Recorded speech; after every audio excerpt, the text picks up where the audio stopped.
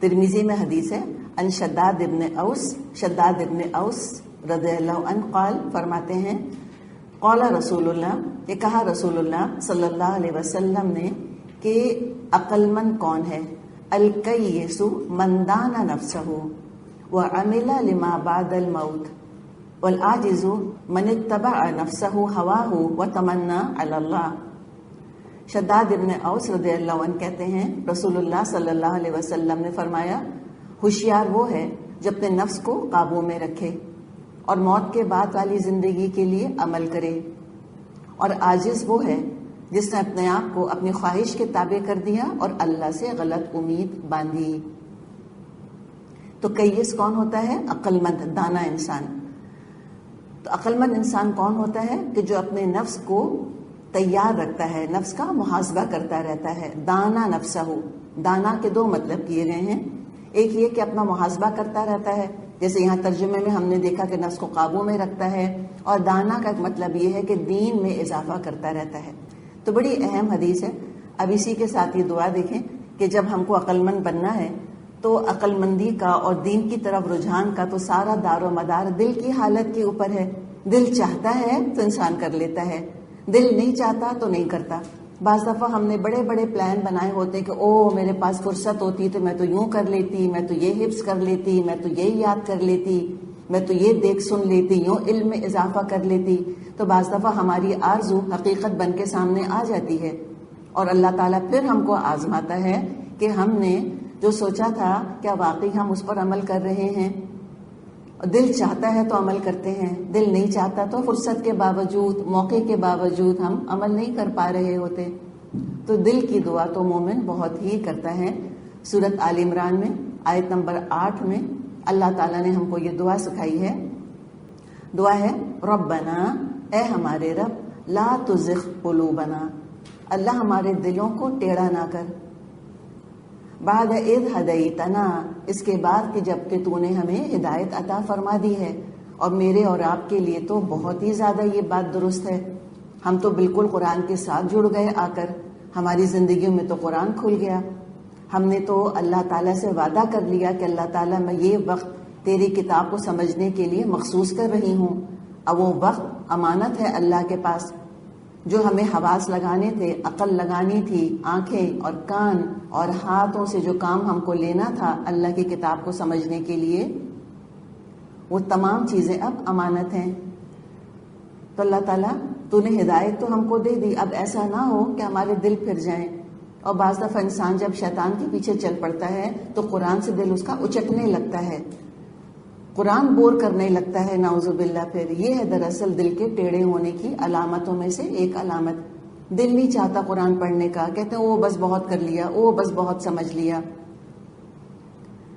تو یہ ہم بات یاد رکھیں کہ جو ماضی میں جو نیکیاں کر لیں ان کو پلٹ کر بھی کبھی نہ دیکھیں۔ تذکرہ کرنا تو بہت دور کی بات ہے، اس کا خیال بھی دماغ میں نہ لائیں۔ بعض دفعہ شیطان کہتا ہے تمہیں فکر کس بات کی ہے؟ 20 سال سے، 30 سال سے، 40 سال سے مثال کے طور پہ، 50 سال سے مثال کے طور پہ تم تو قرآن کے ساتھ جڑی ہوئی ہو، تم نے تو یہ بھی پڑھ لیا اور یہ بھی پڑھا دیا، یہ بھی کر لیا اور یہ بھی بتا دیا، اب تمہیں کیا فکر ہے؟ دیکھو تمہارا ماضی کتنا شاندار ہے۔ یہ شیطان کا سب سے بڑا دھوکہ ہوتا ہے، وہ ماضی کی نیکیاں یاد دلا کے مستقبل کی نیکیوں سے، حال کی نیکیوں سے ہم کو محروم کرنا چاہتا ہے۔ کہتے تمہیں کیا فکر ہے، چلو اب تم ریلیکس کرو۔ مومن تو آخری سانس تک ریلیکس نہیں کر سکتا، آخری سانس تک۔ نوح علیہ السلام کی مثال ہمارے سامنے موجود ہے، 950 برس تبلیغ کری تھی، اللہ تعالیٰ نے تعریف ان کی فرمائی ہے سورۃ بنی اسرائیل میں۔ عبدن شکورن کہا ہے اللہ تعالیٰ نے ان کو کہ بڑا ہی شکر گزار بندہ تھا ہمارا۔ اور اللہ تعالیٰ ایسے ہی کسی کو شکر گزار بندہ نہیں کہہ دیتا کہ خالی زبان ہلائی اور اللہ کے ہاں شکور لکھ لیے گئے، نہیں۔ اللہ کے ہاں شکورن کا لقب حاصل کرنے کے لیے شدید مشقت کرنی پڑتی ہے، اور اللہ سے زیادہ اپنی بات میں کون سچا ہوگا جس نے کہ نوح علیہ السلام کو کہا عبدن شکورن۔ کتنی محنت کی ہوگی نوح علیہ السلام نے، لیکن ایک دعا اپنے ڈوبنے والے بیٹے کے لیے کری اور اللہ تعالیٰ کی ناراضگی کا احساس ہو گیا۔ تو ہم اپنے محاورے میں کہتے ہیں نا کہ ڈر کے مارے نوح علیہ السلام کی تو جان آدھی ہو گئی، بیٹے کی بخشش کو تو بھول گئے، اپنی بخشش کی فکر پڑ گئی کہ اللہ اگر تو نے مجھ کو معاف نہ کیا، اللہ تغفر لی وترحمنی اکم من الخاسرین، اللہ تو نے مجھ کو اگر معاف نہ کیا، تو نے اللہ مجھ پہ رحم نہ کیا تو میں تو نقصان اٹھانے والوں میں ہو جاؤں گا۔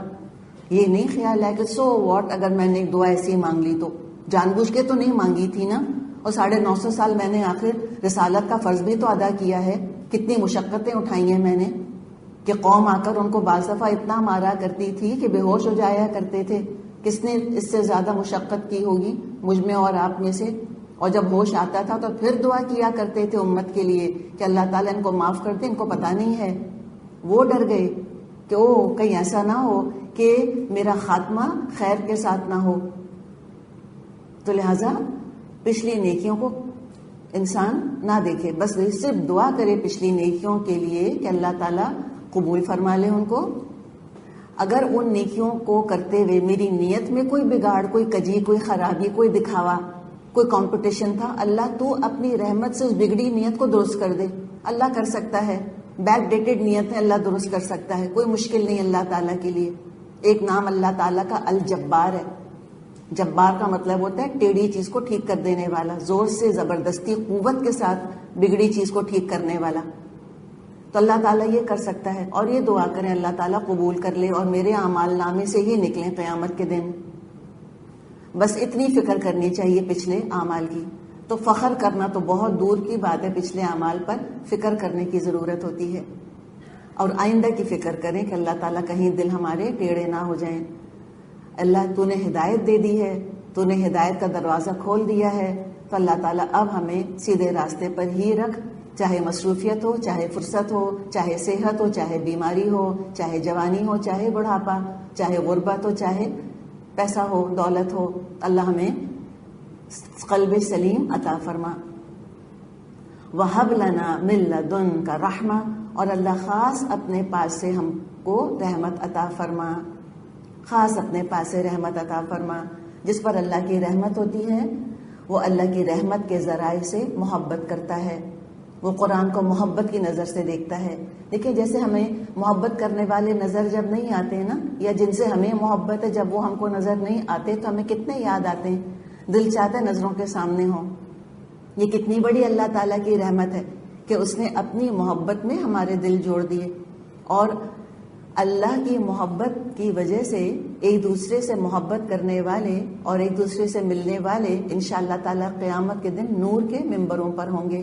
اللہ تعالیٰ ان کو انشاءاللہ تعالیٰ اپنے عرش کے سائے میں جگا دے گا، یہ حدیث قدسی میں مضمون آتا ہے۔ تو اللہ تعالیٰ سے دعا ہے کہ اللہ تعالیٰ خاص اپنے پاس سے ہم کو رحمت عطا فرما۔ اللہ تعالیٰ ایک دفعہ تو نے اس کلام کی محبت دل میں ڈال دی ہے، اللہ مرتے دم تک میرا رشتہ اپنے کلام کے ساتھ قائم رکھ، اور اس پر مجھے عمل کی توفیق عطا فرما، اور علم کے نئے نئے دروازے میرے آگے کھولتا رہے۔ اللہ علم کی تو کوئی حد نہیں ہے نا، اور دین کا علم بہت بڑی رحمت ہے، اور دین کا علم دوسروں تک پہنچانا بہت بڑی رحمت ہے اللہ کی۔ اس دین کے علم پر عمل کرنا بہت بڑی رحمت ہے۔ تو فرمایا کہ اللہ خاص اپنے پاس سے ہم کو رحمت عطا فرما، اور اللہ کے لیے کیا مشکل ہے؟ کچھ مشکل نہیں۔ انک انت الوہاب، بے شک تو بڑا عطا فرمانے والا ہے۔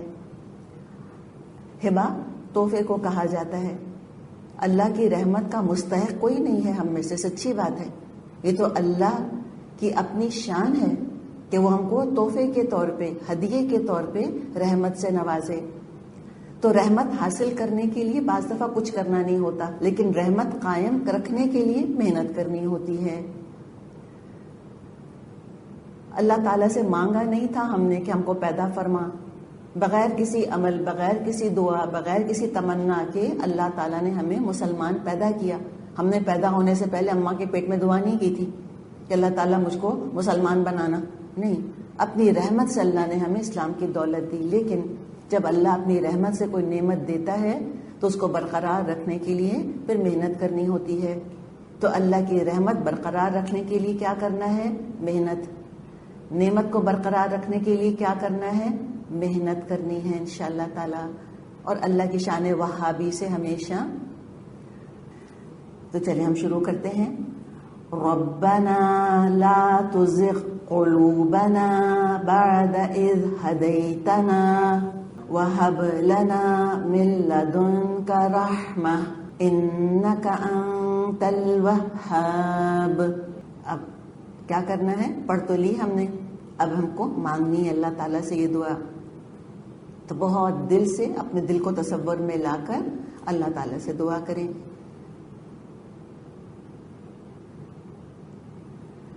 آمین یا رب العالمین.